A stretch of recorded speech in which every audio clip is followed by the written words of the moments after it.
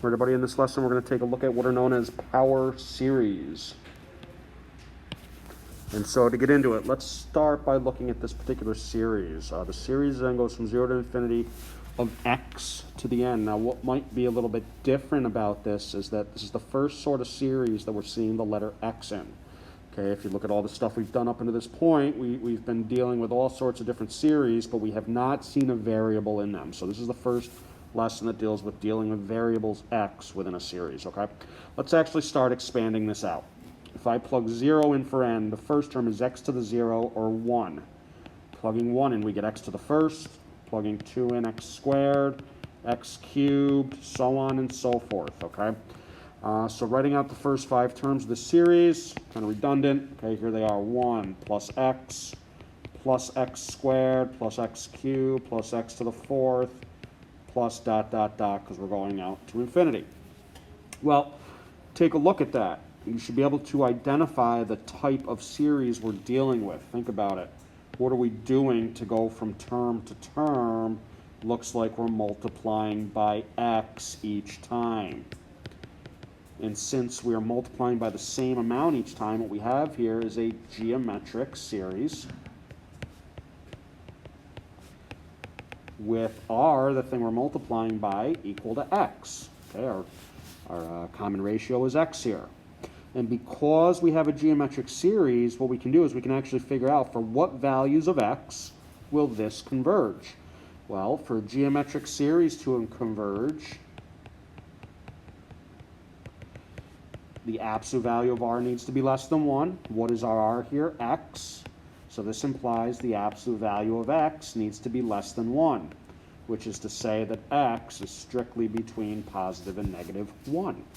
So as long as we have some number x between positive and negative 1 in here, we would end up with a geometric series that converges.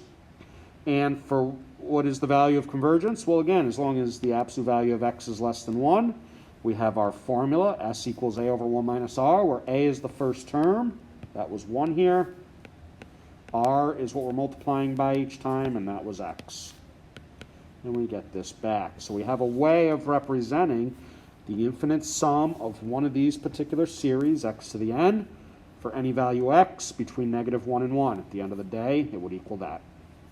And you could start plugging in different values of x to see that, okay? But the idea, again, is that we now have series that have x's in them, okay? So a power series is one that comes of this form. It's summation as n goes from 0 to infinity, c sub n, quantity times quantity, x minus a to the nth power. A is known as the center of this. So we say it's centered about x equals a. There's certainly a geometric component to that, which when we get into Taylor and Maclaurin series, I'll double back and show you what that represents, okay? But we call that the center of the series. C sub n out front are the coefficients of each nth term. C sub 0, C sub 1, C sub 2, they're coefficients. X is a variable.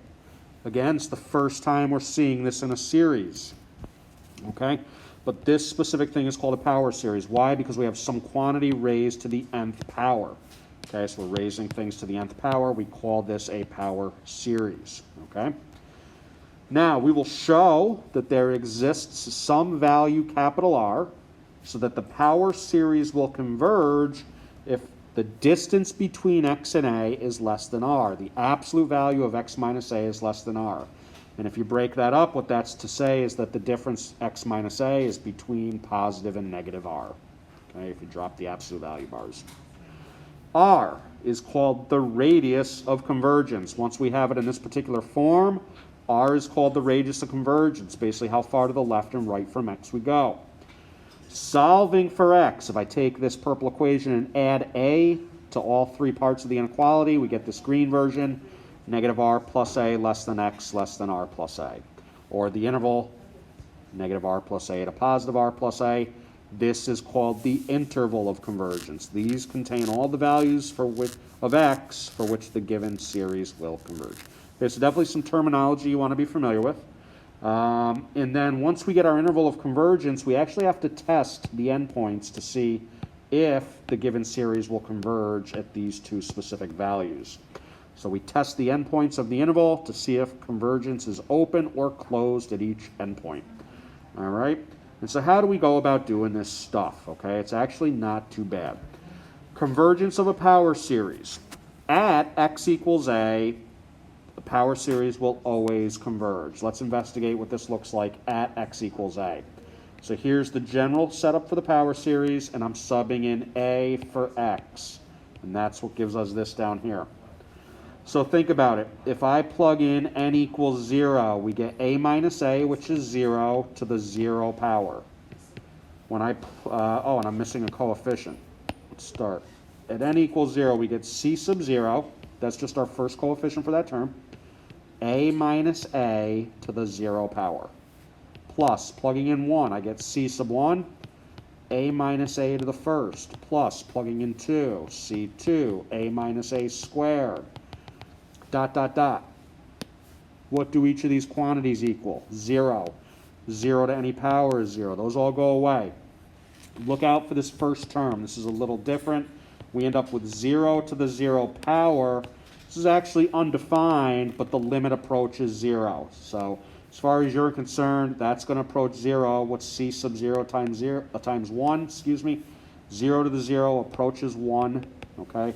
C sub 0 times 1 is just c sub 0.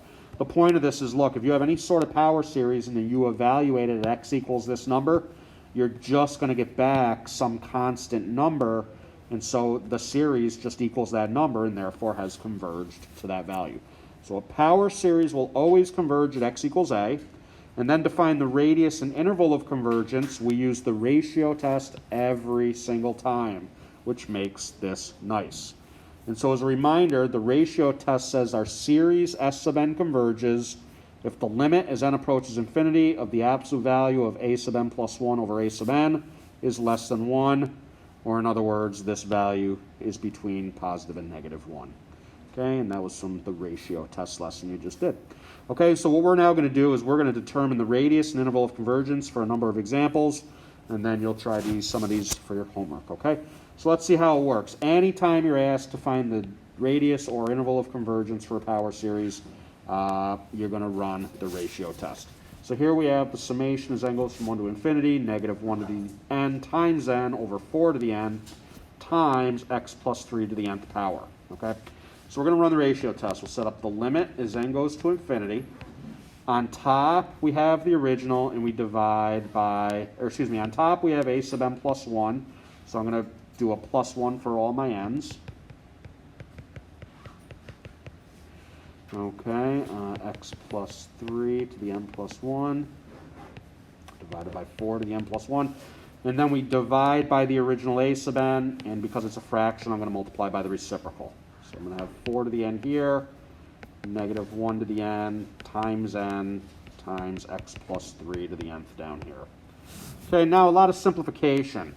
Let's see, in terms of the x plus 3's, I've got one higher power in the numerator, so I'll have an x plus 3 in the numerator. In terms of the powers of 4, I've got one higher power of 4 down below.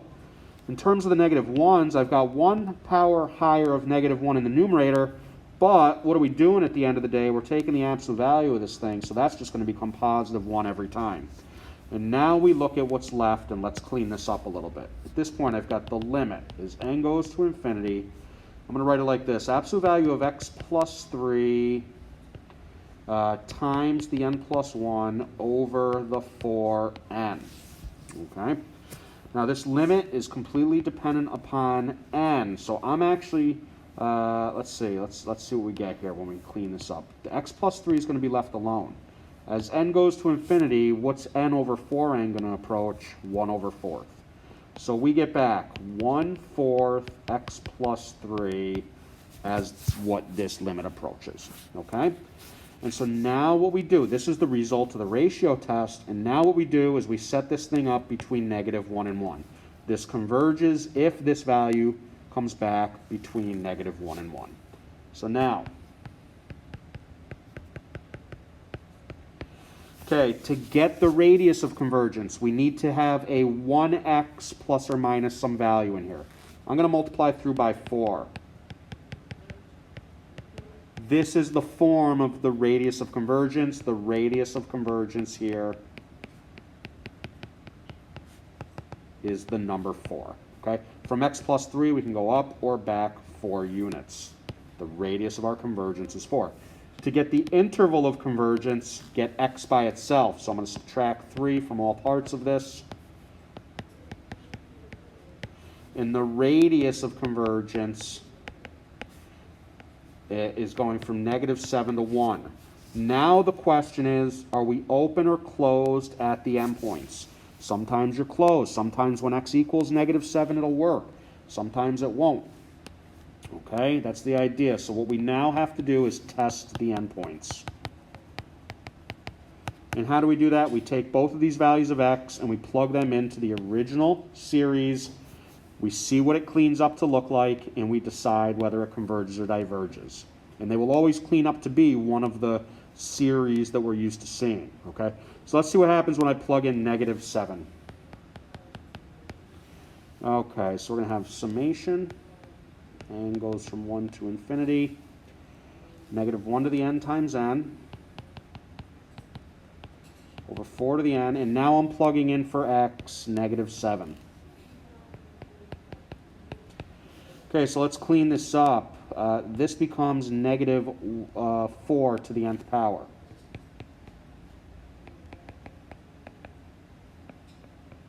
And that's up in the numerator. Okay, we have powers of n. When you multiply with the same power, you can multiply what's inside together. So when I multiply -1 times -4, I'm actually going to get back +4 to the n. Okay, and when I clean this up, you can see some nice simplifications about to happen. Those drop out, and we just end up with the series from 1 to infinity of n. That's n to the first power. This is arithmetic. This will diverge. So this is not going to converge at -7. I'm going to have an open parenthesis there. Now I'm going to test at +1. So summation n goes from 1 to infinity, -1 to the n times n over 4 to the n. And again, for x, I'm plugging in 1 plus 3 to the n. Well, that becomes 4 to the n over 4 to the n. Those are going to cancel out. And we've got -1 to the n times n, which is just an alternating arithmetic. Okay, which is going to diverge. But again, if you want to use your realize it's an alternating series. This is the portion we're going to call a sub n. And right away, the limit as n approaches infinity of that does not equal 0. It's not strictly decreasing, therefore diverges. And so as we come back up here, we'll have an open parenthesis there. And there is the radius of convergence, the open interval from -7 to 1. If you were to plug any number between -7 and 1 in for x, this will turn into a convergent series. Okay? And that's the job. Come up with the radius of convergence, which was 4. Come up with the interval of convergence, which was that. Okay? All right, next example. Summation as n goes from 1 to infinity, 2 to the n over n times quantity 4x minus 8 to the nth power. Again, we'll find the radius intervals of convergence. So again, I do the n plus 1 power. I'm going to put this up here. Okay, times the reciprocal of the original.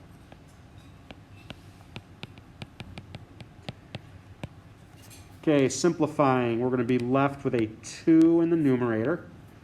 We're going to be left with a 4x minus 8 in the numerator, and then n over n plus 1 does not do anything. Let's clean this up a little bit here. Okay, I'm going to do it like this. I'm going to do 2n over n plus 1, and then we've still got the 4x minus 8 piece hanging out. As n goes to infinity, this approaches 2.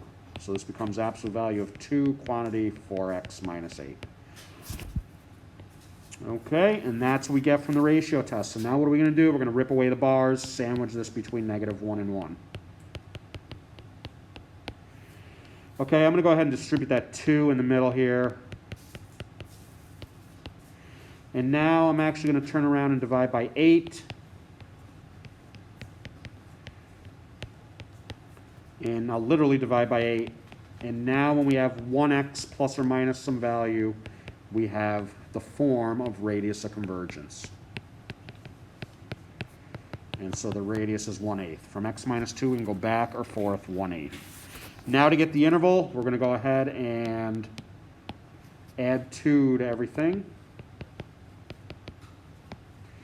Let's see, 16/8 minus 1/8 is 17/8. And 16/8 plus 8 is, no, that's 17/8. The other side should be 15/8, sorry. 16/8 minus an 8, 15/8. Okay, so we're on the interval from 15/8 to 17/8. And again, we have to test the endpoints to see if we accept or reject those, okay? So let's test at 15/8. So we're going to have series.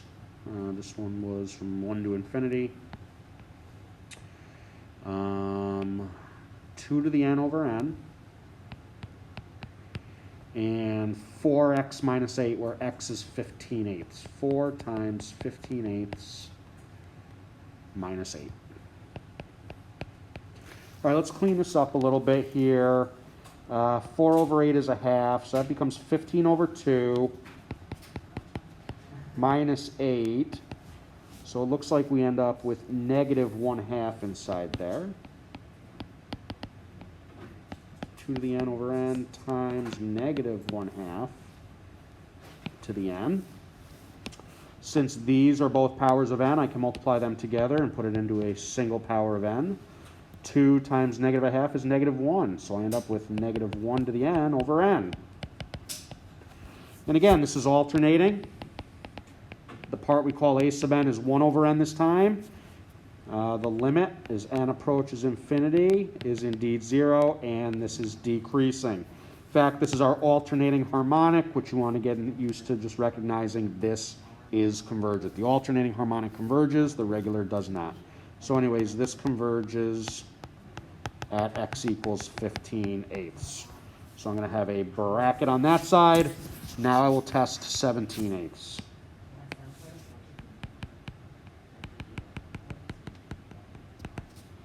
So summation, 1 to infinity, 2 to the n over n, 4 times 17/8 minus 8 to the n. That becomes 17 over 2, minus 16 over 2 is 1/2 this time.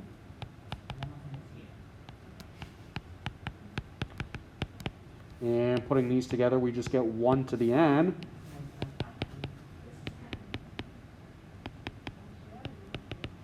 And 1 to any power is 1. So what do we get back here? We literally get back the harmonic. Notice this one is not alternating. This one diverges. And so we would be open on this side. So the interval of convergence would be closed 15/8 to open 17/8. From the center of that, the number 2, we go back and forth 1/8. There's our radius. Okay, and that's what you'll find. Sometimes they're open, sometimes they're closed. Every problem's different. You got to test them out. Okay, next up, summation as n goes from 0 to infinity of m factorial quantity 2x plus 1 to the nth power. So running the ratio test here, it's the n plus 1 divided by the original. And since there's no fraction here, I'll just go ahead and straight up divide by the original. And we'll simplify. Okay. In terms of powers of 2x plus 1, we'll be left with one quantity of 2x plus 1 in the numerator. These will simplify. Remember, m plus 1 factorial is n plus 1 times n minus 1 dot dot dot, or n plus 1 times n factorial, you could think of it as. So those are going to cancel, leaving me with the n plus 1. So here we're getting limit as n goes to infinity. Absolute value m plus 1 times 2x plus 1. Now what's going to happen as we evaluate the limit as n goes to infinity? Well, this time this thing approaches infinity. That goes off to infinity, which means it doesn't really matter what x is going to equal. This quantity always goes to infinity. So the radius of convergence is 0. There is only one value for which this will converge.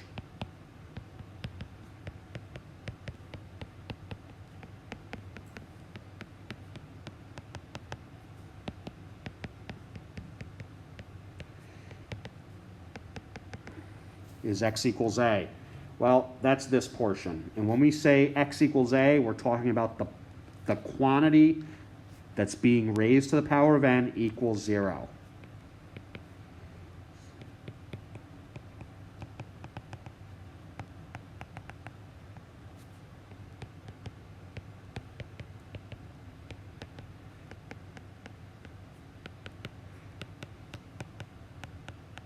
And we solve for x. So I'm going to take that quantity,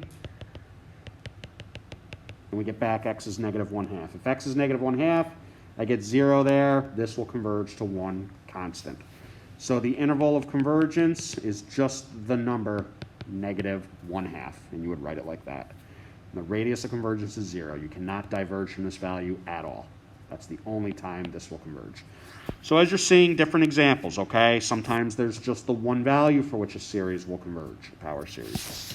Okay, and last example here, we now have n goes from 1 to infinity of x minus 6 to the nth over n to the nth power. Let's run our ratio test, find the radius interval of convergence here. So we'll have x minus 6 to the n plus 1 over n plus 1 to the n plus 1 times the reciprocal of what we started with. Okay, careful with your simplification. Those drop out. There's nothing I can do with those. This and this are different values, so I can't simplify those powers. I'm going to leave that as it is. So this becomes limit as n goes to infinity. I'm going to write it like this. N to the n over n plus 1 to the n plus 1 times this x minus 6. Now evaluating the limit as n goes to infinity. Think about it. We have polynomials with powers of n. N to the first here, n to the first there, raised to powers of n.